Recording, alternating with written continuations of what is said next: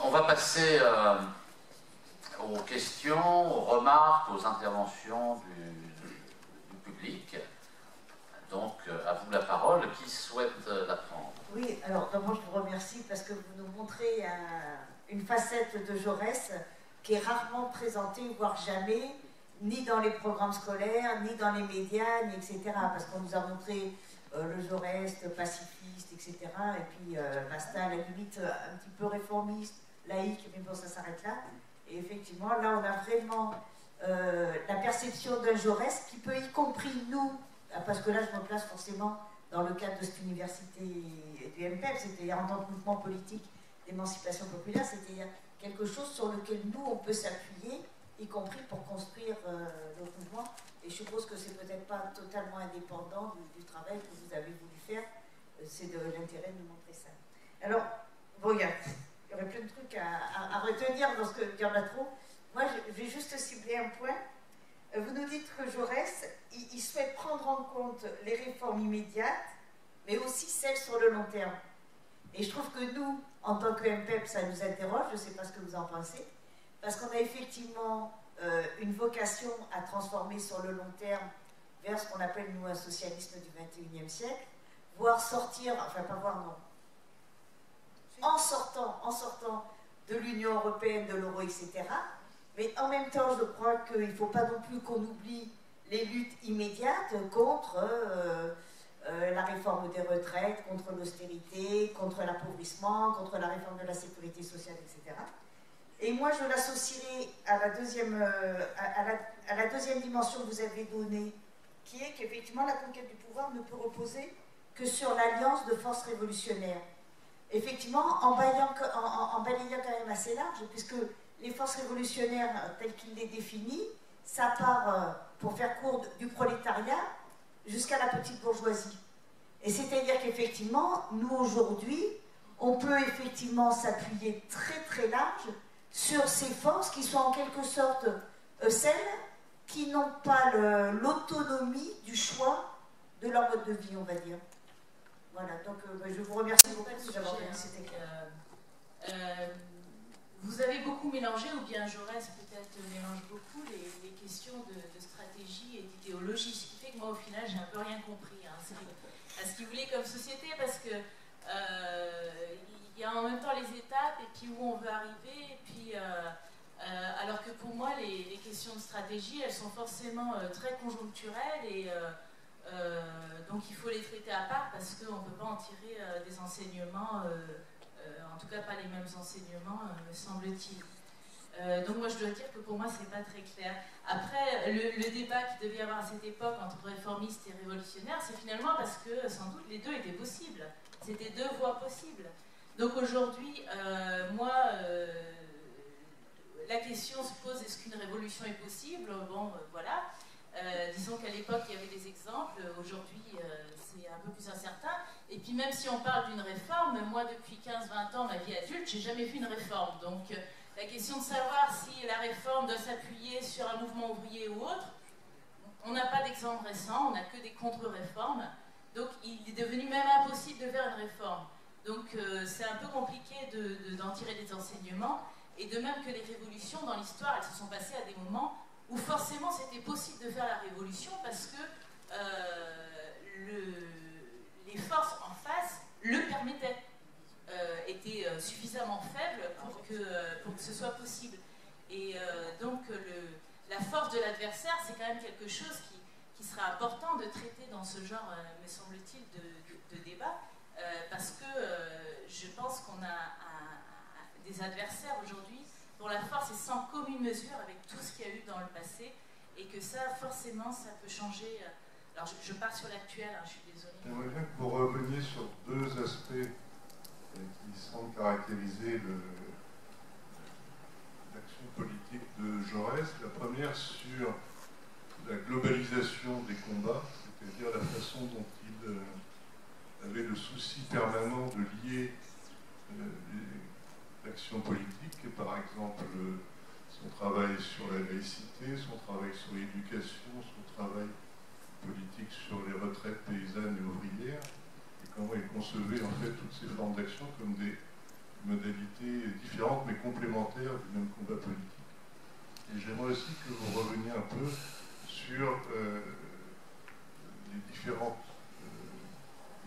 modes d'action politique, c'est-à-dire que vous exprimiez, que vous nous montriez comment son travail d'intellectuel et d'historien était complémentaire de son travail de journaliste à l'Humanité et complémentaire de son travail parlementaire quand il y était, même s'il y a des problèmes de chronologie dans ce que je dis, et aussi complémentaire de son action sur le terrain à Carmaux, et puis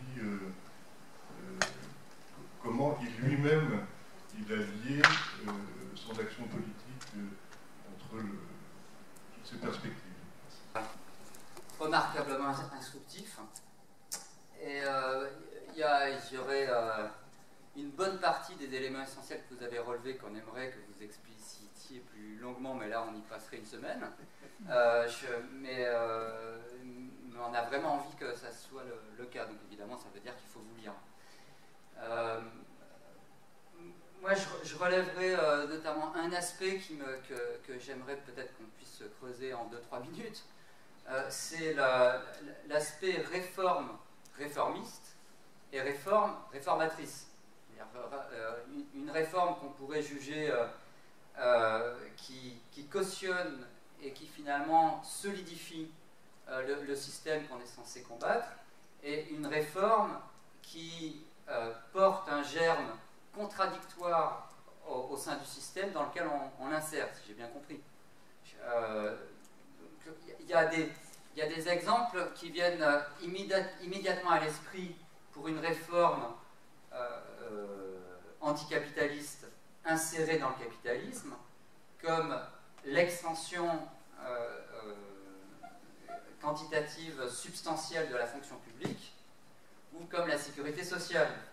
Donc la sécurité sociale, on enlève du PIB des centaines de milliards qui sont sortis d'une logique de profit pour être socialisés, etc. Et la fonction publique, on enlève des millions de personnes du marché du travail. Donc on voit bien par là que ce ne sont pas des réformes réformistes, que ce sont des réformes porteuses d'une logique parfaitement contradictoire avec le capitalisme au sein du capitalisme. Donc là on voit bien ce que peut signifier une réforme révolutionnaire et une réforme qui n'est pas réformiste. Mais on peut se poser, il y a des cas plus ambigus. Est-ce que l'économie sociale et solidaire est réformiste ou révolutionnaire? Enfin, je pense à ce qu'on appelle aux alternatives, c'est-à-dire est-ce que la finance éthique est réformiste? Est-ce que la labellisation écologique est réformiste? Est-ce que les monnaies alternatives sont réformistes, etc. Moi, j'aurais tendance à répondre oui, elles sont réformistes en fait. C'est-à-dire qu'elles cautionnent des logiques de marché ou des logiques privées et donnent une caution morale à un système qui se renforce de cette fausse opposition. Enfin, tout de même, c'est moins facile à établir. Donc, j'aimerais pouvoir avoir un critère qui établisse facilement ce qu'on peut dire une réforme réformiste ou juste une réforme. Concernant le vide laissé par l'assassinat de Jean Jaurès dans le mouvement ouvrier international, est-ce que tu penses que son poids était tel que sa disparition a contribué à modifier la perception, la position politique des participants à l'international au moment du déclenchement de la guerre de 14-18 et à leur soutien finalement à la guerre. Qui a laissé entendre que le statut général des fonctionnaires était plutôt réformateur que réformiste. Ce que je pense aussi. J'ai beaucoup apprécié cet exposé en raison de son caractère contradictoire et dialectique. Mes trois observations ont donc un aspect interrogatif et critique. La première, c'est pour relever ce que j'ai approuvé, que Jaurès ne se disait pas marxiste, et comme vous l'avez dit, qu'il avait intégré le marxisme. J'apprécie cette manière d'être habité de la culture du marxisme. Et alors pourquoi en faire autant pour démontrer qu'il était vraiment marxiste? Est-ce que c'est une polémique entre historiens? Ça vise quoi finalement? S'il avait intégré le marxisme, il suffit d'exposer ses positions, comme vous l'avez fait, pour montrer qu'effectivement, il a été nourri de cette culture et de cette philosophie. Mais la volonté de démonstration du Jaurès marxiste m'étonne. Deuxième observation, j'apprécie tout à fait l'importance donnée à la propriété des grands moyens de production, d'échange et de financement, qui sont l'un des 2 ou 3 piliers essentiels de la conception marxiste du socialisme. Mais alors, quelle formidable régression depuis cette expression. Et quelle formidable condamnation des gens de droite, mais surtout de gauche, qui se réclament de Jaurès.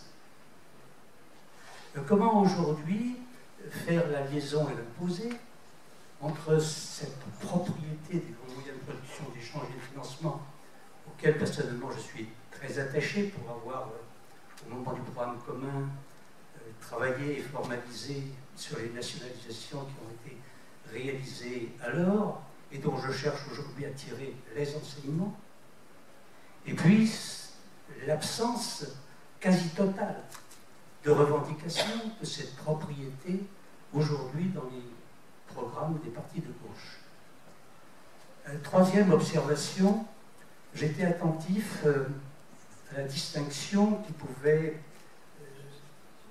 ressortir de la pensée de Jaurès concernant les acceptions différentes du socialisme et du communisme. Et je ne l'ai pas vu clairement.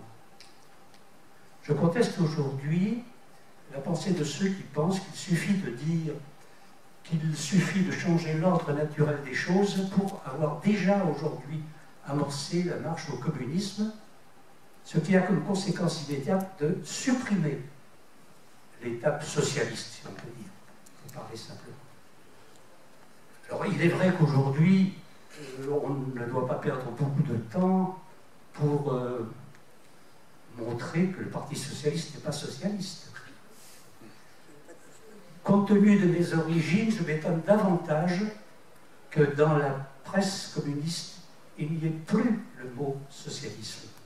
Est-ce que vous avez une idée sur le sujet ?